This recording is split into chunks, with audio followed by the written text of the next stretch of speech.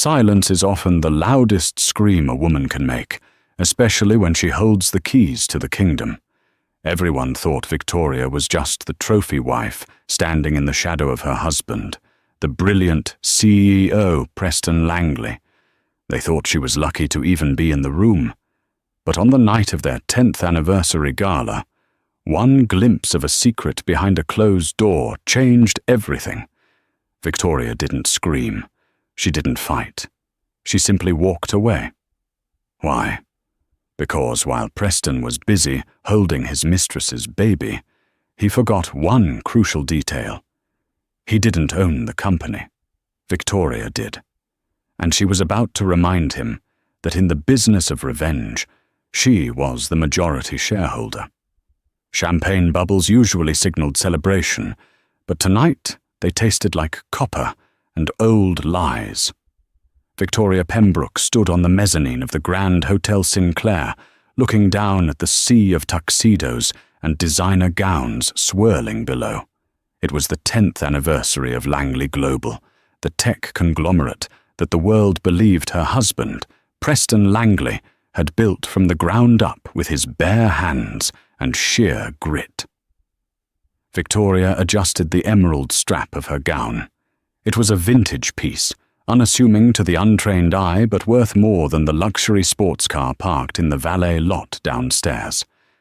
That was Victoria's way. She preferred power that whispered rather than shouted. "He's looking for you, Mrs. Langley," a voice said from her left. Victoria turned to see Arthur Pendleton, the company's oldest legal counsel, and perhaps the only man in the room who knew where all the bodies were buried. Arthur held a cane in one hand and a scotch in the other. His eyes, usually sharp, looked tired. "Is he?" Victoria replied, her voice cool. "I assumed Preston was busy accepting accolades for the new microprocessor launch. He does love a spotlight, doesn't he, Arthur?" Arthur didn't smile. "The spotlight has a way of blinding people to what's happening in the dark, Victoria. You should go find him." He went toward the VIP suites about 20 minutes ago. Said he needed to take an urgent call from the Singapore investors. Something in Arthur's tone made the hair on Victoria's arms stand up. It wasn't a suggestion, it was a warning. Arthur had been her father's attorney before he was Preston's. He knew the intricate web of the Pembroke estate better than anyone. "Thank you, Arthur," she said softly. Victoria descended the marble staircase, navigating the crowd with practiced grace. She accepted compliments on her husband's success with a polite nod, dodging grasping hands that wanted to be close to the first lady of the tech world. But her mind was racing. Preston hadn't mentioned Singapore. In fact, he had explicitly told her that tonight was about them, about celebrating a decade of dominance. She reached the corridor leading to the private suites. The noise of the gala faded into a muffled hum, replaced by the soft thud of her heels on the plush carpet. The hallway was empty, save for a waiter clearing a tray of untouched hors d'oeuvres. Suite 404. That was the company suite kept for high-level negotiations. The door was slightly ajar. A sliver of golden light spilled onto the carpet. Victoria reached for the handle, intending to push it open and congratulate her husband on whatever deal he was closing. Then she heard it. It wasn't the aggressive baritone of a business negotiation. It was a soft, cooing sound, a sound she hadn't heard from Preston in years, not since they had stopped trying to conceive. "Look at him, Preston. He has your nose." The female voice was young, breathless, and terrifyingly familiar. It belonged to Chloe Sinclair, the 24-year-old marketing intern Preston had hired 6 months ago, for her fresh perspective. Victoria froze. Her hand hovered over the brass handle. "He does," Preston's voice murmured, thick with an emotion Victoria had been starving for. "He's perfect. My son. My actual legacy." Victoria pushed the door open just another inch. The angle was cruel in its perfection. Preston was sitting on the velvet sofa, his jacket discarded, his tie loosened. In his arms he held a bundle wrapped in blue cashmere. He was rocking it gently, a look of pure, unadulterated adoration on his face. Sitting next to him, with a hand resting possessively on his knee, was Chloe. She looked radiant, triumphant, and completely at home. "When are you going to tell her?" Chloe asked, her voice dropping to a whisper that carried like a gunshot in the silence. "The divorce papers have been ready for weeks, Preston. You promised. Now that Leo is here, we can't keep living in the shadows. I want my son to have his father." Preston sighed, shifting the baby, his son, to his other arm. "Tonight was supposed to be the night, Chloe, but the stock price hit a record high. If I announce a divorce now, the board might get jittery. I need to secure the vote next week. Once I have total control of the board, I'll cut her loose. Victoria she's useful for the image, but she's barren, Chloe. A man like me needs an heir." Barren. The word hit Victoria harder than a physical blow. They had tried for years. The doctors had said it was unexplained infertility on both sides, stress-related. But Preston had weaponized it. He had looked at her with pity, then resentment, and finally, indifference. Victoria watched as Preston kissed the top of the baby's head, then leaned over to kiss Chloe. It wasn't a peck. It was the kiss of a man who had already moved on, a man who had built a second life right under the nose of the woman who washed his shirts and managed his social calendar. Rage, hot and molten, flared in her chest. She wanted to kick the door open. She wanted to scream, to flip the table, to shatter the domestic bliss they had stolen from her. She wanted to ruin him.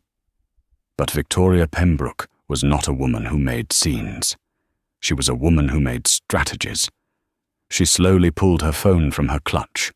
With a steady hand that defied the earthquake in her heart, she aimed the camera through the crack in the door. Click, a photo of the happy family. Click, a video of Preston promising to cut her loose. She recorded 10 seconds of damning evidence. Preston admitting to the affair. Preston admitting the child was his. Preston admitting he was manipulating the board. "I love you, Preston," Chloe cooed. "I love you too. Both of you. Soon it'll just be us. Victoria will be a memory. I'll give her the beach house and a payout, and she'll go quietly. She doesn't have the stomach for a fight." Victoria lowered the phone. A cold, terrifying calm washed over her. It was the same calm she felt before closing a hostile takeover. The same calm her father had possessed when he dismantled his competitors in the 80s. She doesn't have the stomach for a fight?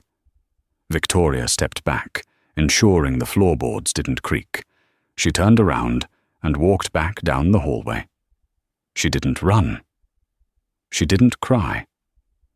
She checked her makeup in a hallway mirror, reapplied her lipstick, a shade called blood red, and walked back into the gala. She found Arthur Pendleton near the bar. "Arthur," she said, her voice devoid of tremors. "Victoria?" Arthur looked at her, concerned. "You look like you've seen a ghost." "No," Victoria replied, picking up a glass of champagne. "I saw the future, Arthur, and it requires a restructuring. I need you to convene an emergency meeting with the trustees of the Pembroke Trust. Tonight? Midnight?" Arthur's eyes widened. He looked at the steel in her gaze and understood immediately that the time for warnings was over. "I'll have the car ready in 10 minutes, Arthur said. Victoria took a sip of the champagne. It no longer tasted like old lies. It tasted like war. The penthouse was silent when Preston finally stumbled in at 3:00 a.m. The gala had been a roaring success, followed by an after-party that Victoria had conspicuously absented herself from. Victoria was sitting in the high-backed leather chair in his study, facing the door. The only light came from the city skyline through the floor-to-ceiling windows behind her, casting her in silhouette. Preston startled when he flipped the light switch. "Jesus, Victoria, you nearly gave me a heart attack. Why are you sitting in the dark?" He reeked of scotch and that cloying vanilla perfume Chloe wore. He loosened his tie, the same tie she had seen him wearing while holding his secret son, and threw it onto the desk. "We need to talk, Preston," Victoria said. She didn't stand up. She remained seated, her hands folded calmly in her lap. Preston groaned, rubbing his temples. "Can we not do this now? I've had a long night. The investors were eating out of the palm of my hand, no thanks to you." "Where did you go?" "It looked bad, Victoria. My wife, vanishing during the toast." "I was feeling nauseous," she lied smoothly. "Something I saw didn't agree with me." Preston scoffed, walking over to the sidebar to pour himself a nightcap. "You're always sensitive. You need to toughen up if you're going to be by my side during this expansion." "Is that what we're doing? Expanding?" Preston froze for a microsecond, the ice tongs hovering over his glass. He turned to look at her, a mask of annoyance slipping into place. "What is that supposed to mean?" "I mean," Victoria said, standing up slowly, "that families expand, Preston. Businesses merge. I'm just wondering which one you're prioritizing." Preston laughed, a harsh, dismissive sound. "You're speaking in riddles. Go to bed, Victoria. You're tired." "I know about Chloe." The silence that followed was absolute. The hum of the refrigerator, the distant traffic. It all vanished. Preston set his glass down. He didn't look panicked. He looked relieved, arrogant. "Well," he said, turning fully to face her. He leaned against the sidebar, crossing his arms. "I suppose that saves me the trouble of finding the right time to tell you." Victoria felt a flicker of pain, but she smothered it instantly. "So it's true. The intern and the child?" Preston's eyebrows shot up. "You know about Leo. You've been spying on me." He shook his head, feigning disappointment. "That's low, Victoria. Even for you." "Low?" Victoria stepped into the light. "You have a child with a woman half your age, hidden in a company suite, and you're lecturing me on morals?" "I deserve happiness, Victoria," Preston shouted suddenly, his composure cracking. "I deserve a legacy. Look at you. You're cold. You're distant. And let's be honest, you couldn't give me the one thing a man in my position needs. A son. We agreed we would keep trying. We agreed to look into surrogacy," Victoria countered, her voice steady. "I didn't want a surrogate," Preston spat. "I wanted a real family. Chloe gives me that. She respects me. She looks up to me. She doesn't challenge me on every little decision like you do." He walked toward her, looming over her, trying to use his height to intimidate her. It was a tactic that had worked on his junior executives for years. "I'm filing for divorce, Victoria," he said, his voice dropping to a sneer. "And don't think you're going to take me to the cleaners. I've had the legal team reviewing the prenup for months. You get the beach house in the Hamptons and a monthly stipend for 3 years. That's it." "A stipend," Victoria repeated, arching an eyebrow. "Like an allowance?" "You haven't worked a day in the last 10 years, Preston scoffed. "I built this company. Langley Global is mine. My name is on the building. My face is on the magazines. You just planned the parties. You'll take what I give you, and you'll be grateful I'm generous enough not to leave you with nothing." He walked past her, brushing her shoulder roughly. "I have a press conference scheduled for Friday. I'm announcing the restructuring of the firm and my personal transition. I expect you to be moved out of the main residence by the weekend. Chloe and Leo will be moving in on Monday." He stopped at the door of the study, not even looking back. "Don't make this difficult, Victoria. You can't win against me. I have the board, I have the money, and I have the lawyers. You're just a housewife who aged out of her prime." Victoria waited until the door clicked shut. She waited until she heard his heavy footsteps retreat to the guest bedroom. He wouldn't even sleep in their bed tonight. Only then did she allow a small, icy smile to touch her lips. Preston thought he had reviewed the prenup. He thought he knew who owned Langley Global. He thought the name on the building mattered more than the names on the stock certificates. He had forgotten who Victoria was before she became a Langley. He had forgotten that her maiden name was Pembroke, and he had certainly forgotten the specific clauses of the emergency bailout agreement she had signed 5 years ago, when his genius almost bankrupted the company. She picked up her phone and dialed Arthur. "He took the bait," she said. "He thinks he's firing me." "And the paperwork?" Arthur asked on the other end. "Release the Kraken, Arthur," Victoria said, looking at the empty spot on the wall where their wedding photo used to hang. "I want the board meeting moved up to tomorrow morning, 9:15 a.m. sharp, and make sure the security team is present. I have a feeling the former CEO is going to make a scene when he finds out he's trespassing." The boardroom of Langley Global was a fortress of glass and steel, suspended 50 floors above the city. It was designed to intimidate, with a long mahogany table that shone like a dark mirror, and panoramic windows that offered a view of the empire Preston Langley believed he ruled. At 9:05 a.m., the double doors swung open. Preston strode in, radiating an aggressive vitality. He had slept well in the guest room, fueled by the adrenaline of his impending rebirth. He was wearing his best navy suit, a power tie, and a Rolex that cost more than most people's homes. But he wasn't alone. Walking a step behind him was Chloe.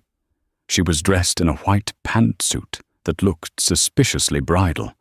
She pushed a sleek, high-end stroller. The audacity of it was breathtaking. Preston wasn't just bringing his mistress to the office, he was bringing his illegitimate family to a board meeting. "Good morning, everyone," Preston boomed, his voice echoing off the glass walls. "Apologies for the slight delay. I had to ensure my guests were settled." He stopped short. Usually, the board members stood when he entered. Usually, the head of the table was empty, waiting for him to take his throne. Today, the room was deadly silent. The 12 board members, titans of industry like Charles Whitmore and Elena Rostova, were already seated. They didn't look up. They were all staring at the person sitting at the head of the table. Victoria. She was wearing a black tailored dress that looked like armor. Her hair was pulled back in a severe, elegant chignon. She didn't look like a scorned wife. She looked like a judge. "You're in my seat, Victoria," Preston said, his smile faltering just a fraction. He chuckled, trying to play it off for the board. "I think my wife is confused about the difference between the country club committee and a Fortune 500 board meeting." Victoria didn't blink. She didn't even look at him. She was reading a file in front of her, marking something with a red pen. "Victoria!" Preston snapped, his patience evaporating. "Get up! We have serious business to discuss. You are embarrassing yourself." Chloe shifted uncomfortably by the door, the stroller handle gripped tight in her manicured hands. "Preston? Maybe she doesn't know." "She knows," Preston growled. He turned to the board, spreading his hands. "Ladies and gentlemen, I apologize for this domestic disturbance. As you know, Langley Global is entering a new era, and frankly, it's time to cut the dead weight.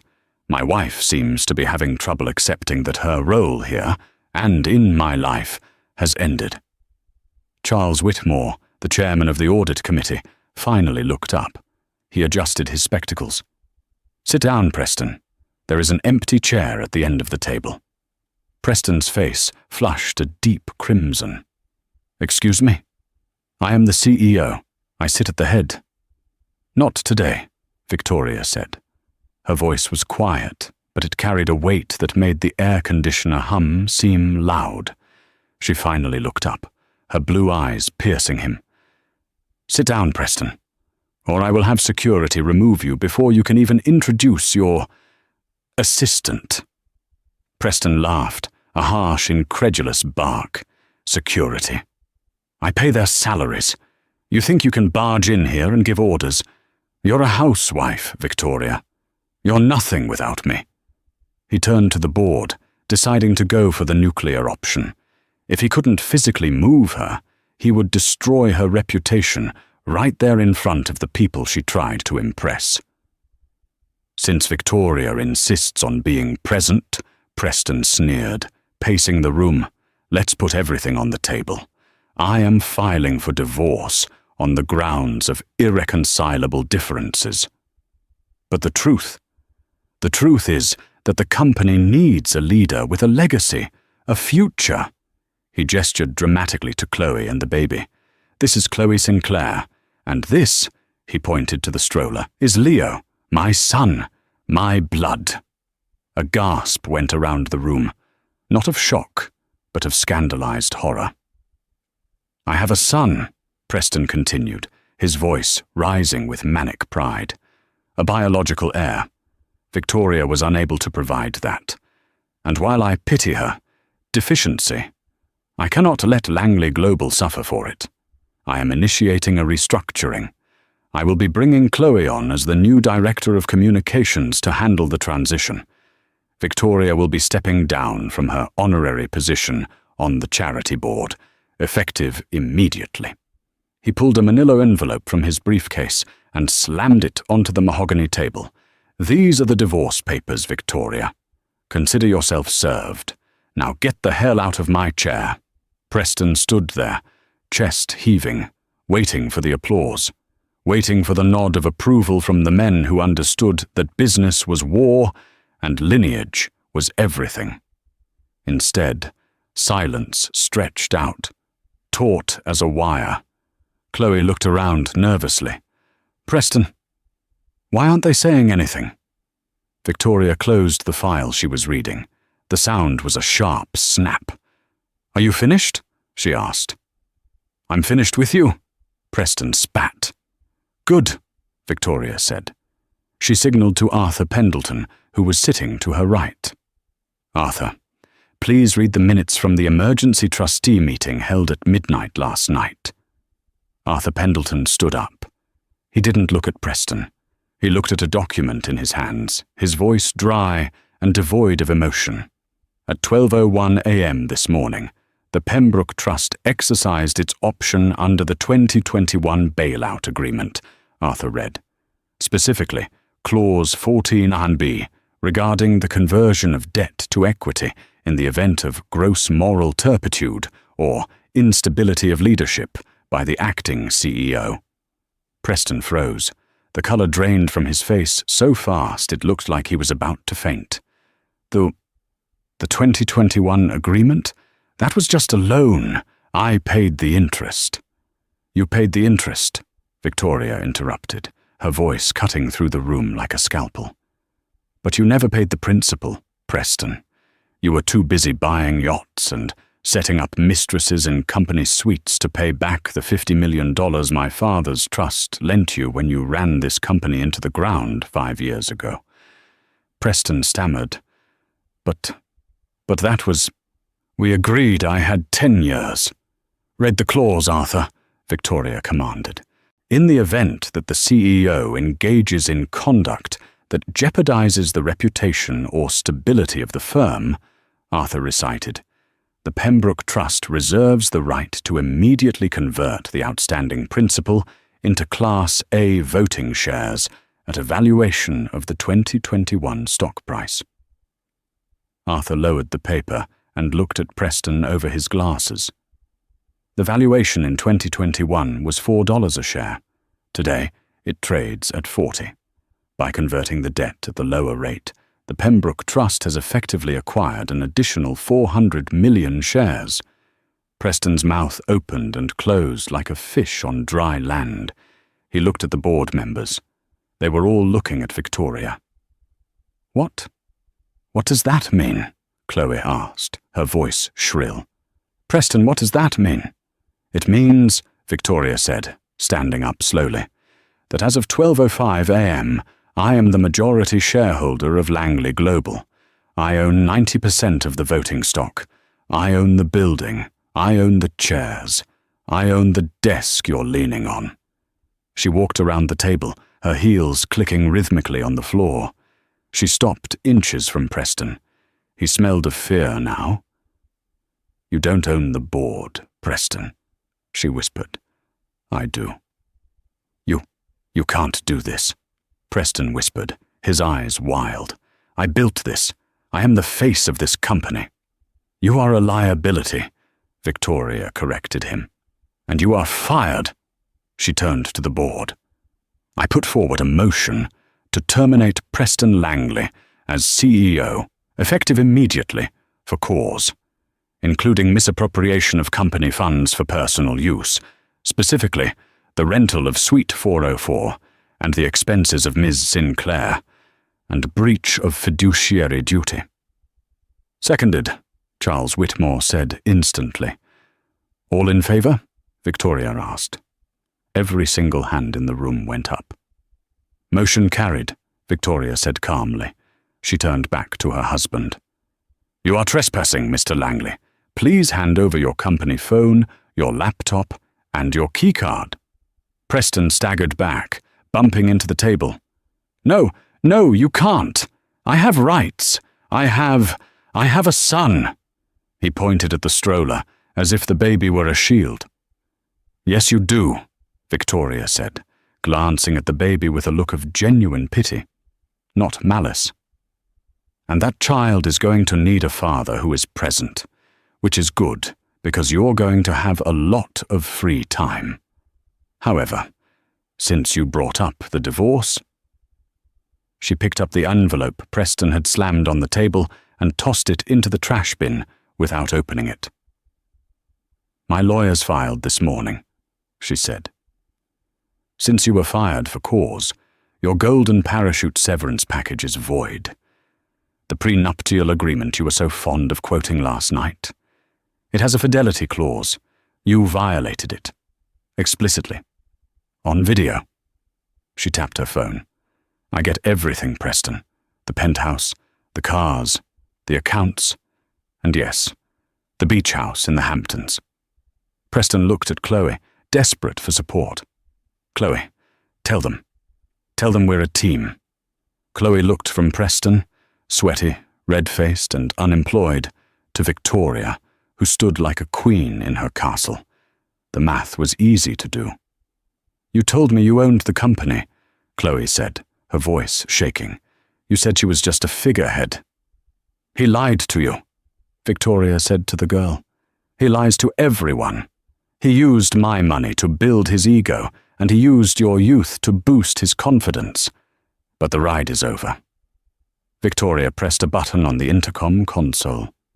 Security to the boardroom. We have 2 intruders to escort out. 2 burly security guards, men Preston had nodded to every morning for 10 years, marched into the room. They didn't look at Preston. They looked at Victoria for orders. Escort Mr. Langley and Ms. Sinclair to the exit, Victoria said. They are not permitted to stop at their offices. Personal effects will be mailed to them. You can't do this to me, Preston screamed as a guard grabbed his arm. He tried to shake them off, his dignity shattering completely. I am Preston Langley. This is my name on the wall. Actually, Arthur Pendleton interjected, clearing his throat. The trademark for Langley Global is held by Pembroke Holdings. We'll be rebranding next week. I believe the board favors Pembroke Technologies. Preston let out a sound that was half sob, half scream as he was dragged toward the door. Chloe scrambled to grab the stroller, her face streaked with tears. She looked at Victoria one last time, expecting gloating, but Victoria just looked tired. Take the baby and go, Chloe. He's innocent in this. But choose your next step carefully. A man who cheats with you will cheat on you, and now he doesn't even have a checkbook to make up for it." The doors slammed shut. The silence returned to the boardroom. Victoria let out a long breath, her shoulders dropping half an inch.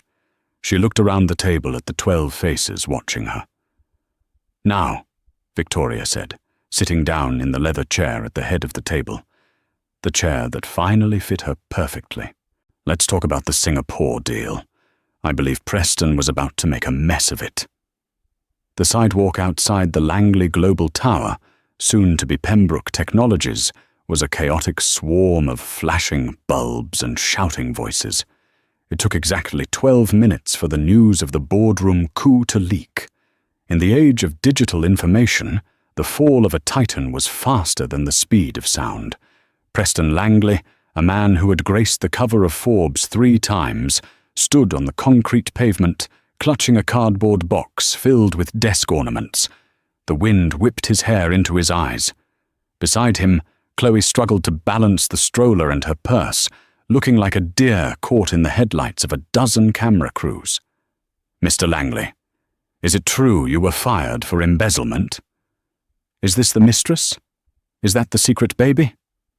Mr. Langley, comment on the stock price jumping 15% after your termination." That last question hit Preston harder than the security guard's grip had. The market wasn't crashing because he left. The market was celebrating. "No comment!" Preston screamed, pushing a microphone away. "Get that camera out of my face!" He looked around for his driver.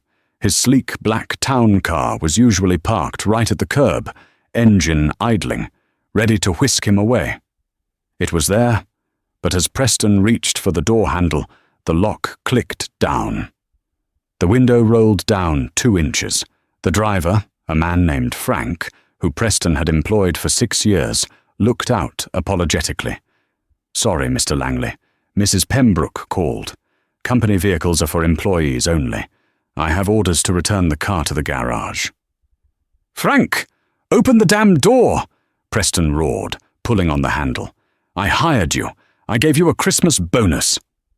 "Actually, sir, the bonus came from the HR budget, which Mrs. Pembroke signed off on. And I need this job. My wife is sick. I can't risk it." Frank rolled the window up. The car pulled away, merging into traffic, leaving Preston stranded on the curb with his mistress, his illegitimate son, and a box of useless trinkets. "Preston, everyone is looking," Chloe hissed, shielding her face with her designer handbag. "Call an Uber. Let's just go home." "Home," Preston muttered, dazed. He fumbled for his phone, his personal phone, not the company one he'd been forced to surrender. He opened the rideshare app and punched in the address of the penthouse.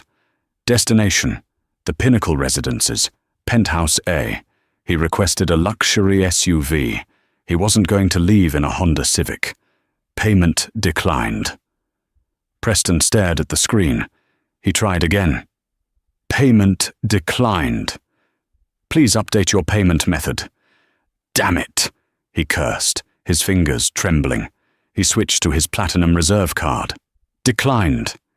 He switched to the joint account debit card. Card deactivated. "She froze them," Preston whispered, the horror rising in his throat like bile. "She froze everything. The joint accounts, the credit lines. They were all tied to the main estate." "Preston, the baby is crying," Chloe whined. "Just get a cab." "I can't," Preston snapped, turning on her. "I don't have any cash. I haven't carried cash in 5 years." He looked around the circle of paparazzi, who were now documenting his inability to hail a ride. It was the ultimate humiliation. Finally, he spotted a yellow taxi dropping off a passenger. He ran over, practically throwing himself on the hood. "Take us to the Pinnacle," Preston told the driver, breathless. "I'll pay you when we get there. I have cash in the safe at the house." The driver, a gruff man who looked like he'd seen everything, eyed Preston's expensive suit and the cardboard box. "Cash on arrival? Meter runs fast, buddy. Just drive." The ride was silent and tense. Leo wailed the entire time, a high-pitched siren of distress that grated on Preston's frayed nerves. Chloe sat as far away from him as the back seat allowed, scrolling frantically through her phone, likely reading the headlines that were already destroying her reputation. The other woman.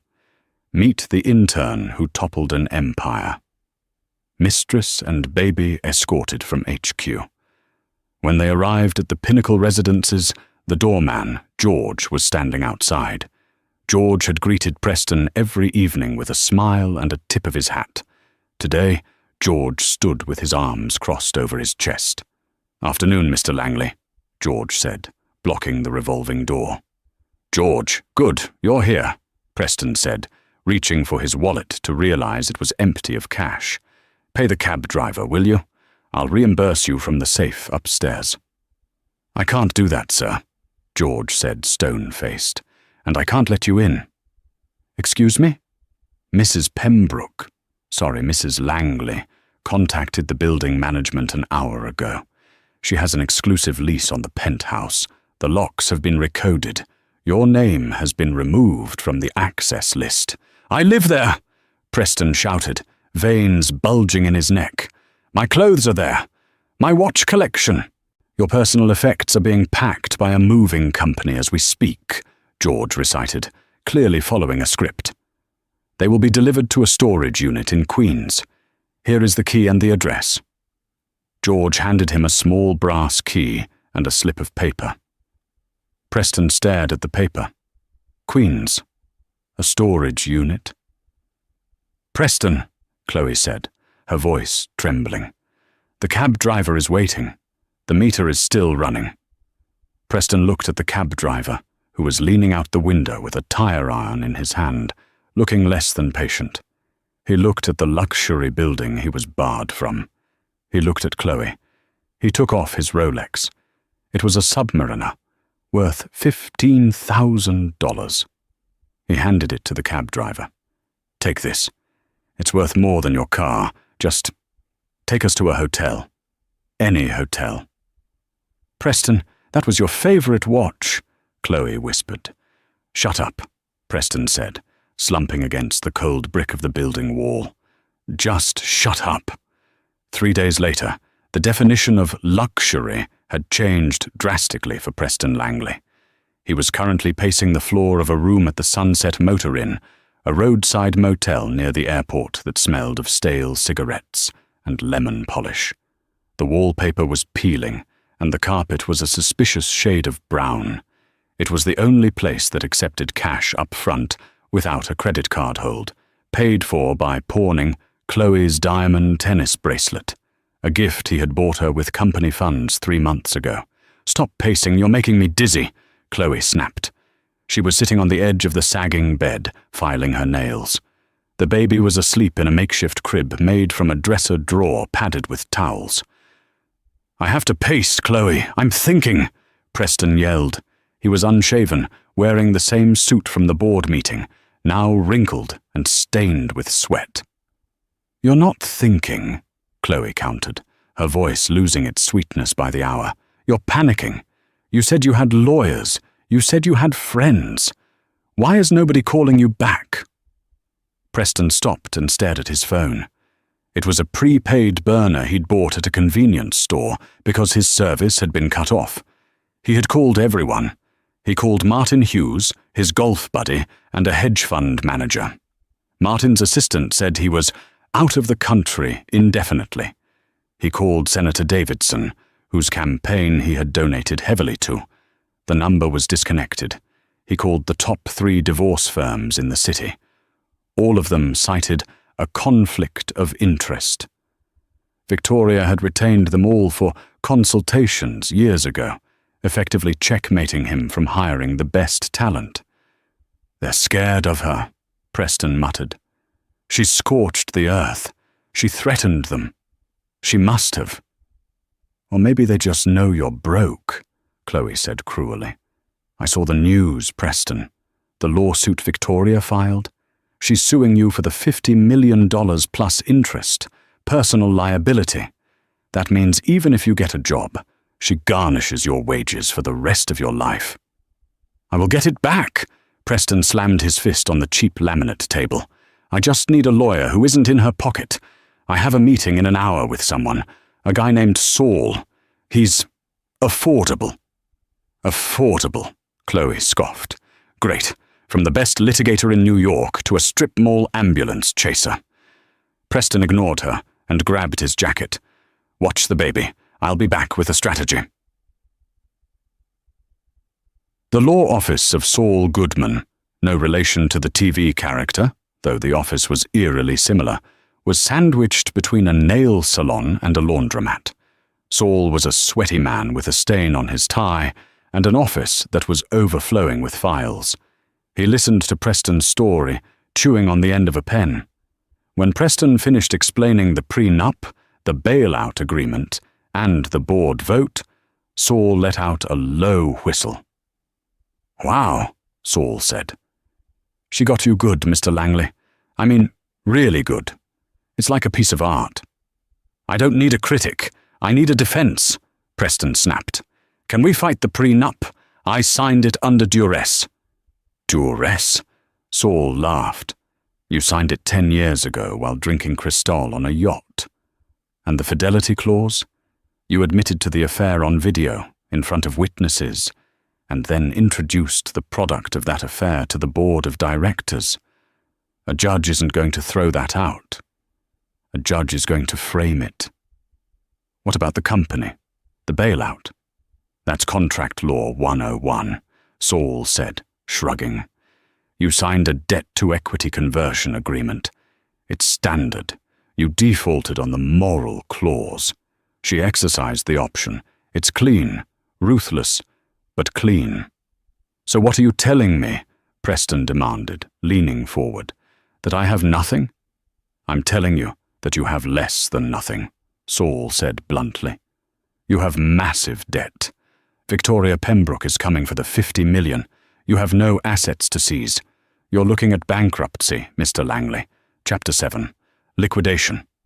Preston felt the room spin. Bankruptcy? I'm a CEO. You were a CEO, Saul corrected.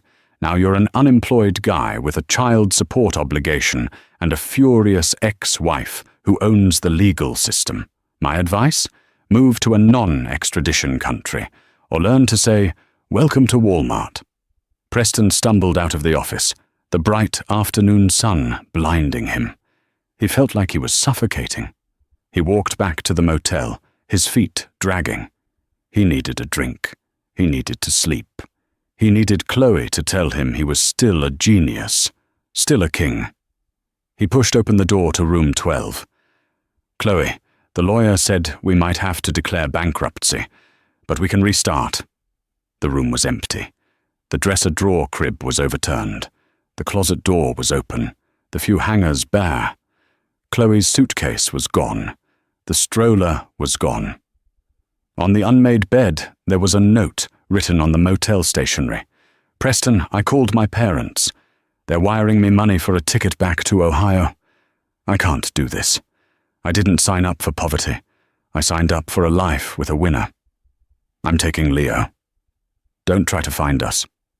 Honestly, you can't afford the child support anyway, so consider this a favor. Good luck with Victoria. You're going to need it. Chloe Preston stared at the note. He dropped it, watching it flutter to the dirty carpet. He was alone. No wife, no mistress, no son, no company, no money. He sat on the edge of the bed and put his head in his hands. For the first time in his life, Preston Langley cried. Not for his family, but for himself. His phone buzzed. It was a notification from a news app. Breaking. Pembroke Technologies announces record Q3 profits under new leadership. Victoria Pembroke named Businesswoman of the Year. Stock hits all-time high. Preston threw the phone against the wall. It shattered, the screen spiderwebbing into 1,000 pieces, much like his life. But even with the phone broken, he couldn't shut out the truth. He had built a house of cards on a foundation of arrogance, and Victoria had just blown it down. 6 months had passed since the boardroom coup that shook New York City's financial district. The winter snow had melted, revealing a spring that belonged entirely to Victoria Pembroke. Langley Global was a dead name, scrubbed from the facade of the skyscraper on Fifth Avenue. It was now Pembroke Technologies, and under Victoria's direct leadership, the company's stock had stabilized and then soared. She had pivoted the company toward green energy tech, a move Preston had always mocked as unprofitable hippie nonsense, but which had landed Victoria on the cover of Time magazine as the visionary of the year. Tonight was the celebratory gala for the company's rebranding. Poetically, Victoria chose to hold it at the Grand Hotel Sinclair, the exact location where her marriage had ended, in a hallway 6 months prior. Victoria stepped out of her limousine, the flashbulbs blinding her. She wore a dress of liquid silver, looking every inch the titan of industry she was born to be. She didn't look for her husband in the crowd. She didn't need to. He was a ghost, a cautionary tale told in business schools about the dangers of hubris. Inside, the ballroom was warm and smelling of expensive lilies. Arthur Pendleton, looking spry for his age, toasted her from the head table. "To the Queen of the Board," he said, raising his glass. "To the majority shareholder," the room echoed. Victoria smiled, but she felt a need for air. The adulation was intoxicating, but the memories of this place were still sharp. She excused herself, walking toward the terrace for a moment of quiet. She leaned against the stone balustrade, looking out at the city lights. "Excuse me, ma'am. Can I clear this for you?" The voice came from behind her. It was raspy, broken, yet achingly familiar. Victoria froze. She turned around slowly. Standing there, holding a tray of dirty champagne flutes, was a man in a waiter's uniform that was a size too large for his shrinking frame. His hair was graying at the temples, unkempt. His face was gaunt, the lines of stress etched deep into his skin. It was Preston. He dropped the tray. Glass shattered on the terrace stones, the sound echoing like a gunshot. "Victoria?" he whispered. He looked at her, then down at his cheap polyester uniform, shame coloring his neck a deep red. He scrambled to pick up the broken glass with bare hands, cutting his finger in the process. "Leave it," Victoria said, her voice devoid of the warmth she used to reserve for him. "You'll only make a mess." Preston stood up, clutching his bleeding hand. I work here now. The agency. They placed me here. I didn't know it was your event, I swear. It's a big city, Preston, but I suppose gravity pulls everything to the bottom eventually." Preston let out a dry, humorless laugh. "Is that what I am? The bottom? You certainly made sure of that. No one will hire me. You blacklisted me." "I didn't blacklist you," Victoria corrected him calmly. "I simply publicized the truth. You embezzled funds. You violated fiduciary duties. You are a liability. The market decided your worth, Preston. Just like you used to say, you are what you earn." "I have nothing," Preston choked out, tears welling in his eyes. "Chloe left me. She took the boy. She's living with her parents in Ohio.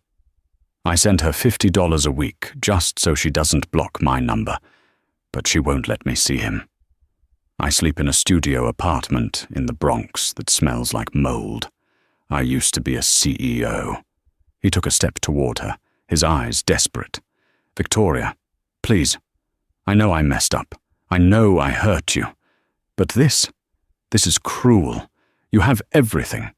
You have the millions, the company, the houses. Can't you just help me? A loan? A job in the mail room? Anything?" He reached out a hand, the hand that used to wear a Rolex, the hand that had held his mistress's baby while plotting to destroy Victoria. Victoria looked at his hand. She remembered the photo on her phone. She remembered the word Baron. She reached into her silver clutch. Preston's eyes lit up with pathetic hope. Was she getting a checkbook? Cash? Victoria pulled out a single, crisp business card. It wasn't hers. "What is this?" Preston asked, taking it. "It's the number for a pro bono legal aid clinic on 42nd Street, Victoria said. "They help people file for bankruptcy and get back on their feet. It's a good program. I donate to it heavily." Preston stared at the card, his face crumbling. "That's it? A pamphlet?" "It's more than you left me with, Preston," Victoria said, her voice dropping to a whisper that cut through the night air. "You planned to leave me with nothing but a stipend and a broken heart. You planned to erase me. I'm simply letting you experience the world you tried to build for me." She turned back to the door, the silver fabric of her dress catching the moonlight. "Victoria!" he shouted after her, his voice cracking. "I made you. You were just a Pembroke heiress. You were nothing without my ambition." Victoria stopped. She didn't turn around. She simply spoke over her shoulder. "You're right, Preston. I was a Pembroke. And Pembrokes don't get mad. We get ownership." She walked back into the warmth of the gala, the heavy glass doors sliding shut behind her, sealing out the cold and the man who used to be her husband. Outside, Preston Langley stood alone in the dark, clutching a card he was too proud to use, while the woman he underestimated toasted to a future that no longer included him. The silence was the loudest scream he had ever heard. And that, ladies and gentlemen, is why you never bite the hand that holds the checkbook. Preston thought Victoria was just a trophy wife, a piece of furniture in his grand design. He mistook her silence for weakness and her kindness for stupidity. But he learned the hard way that in the game of life, the person who shouts the loudest isn't always the one in charge. It's the person who owns the majority share. Victoria didn't just walk away. She walked up. She turned her pain into power and her betrayal into a boardroom takeover. It's a savage reminder that the best revenge isn't screaming or fighting. It's living well, succeeding, and letting the karma of the universe and a really good lawyer do the rest. What would you have done if you were Victoria? Would you have given Preston a second chance? Or was leaving him as a waiter the perfect punishment? Let me know your thoughts in the comments below.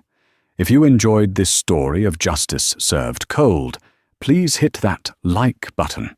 It really helps the channel grow.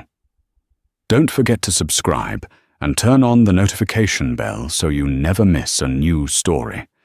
We have plenty more tales of cheaters getting exactly what they deserve coming up next week. Thanks for watching, and remember, always read the fine print.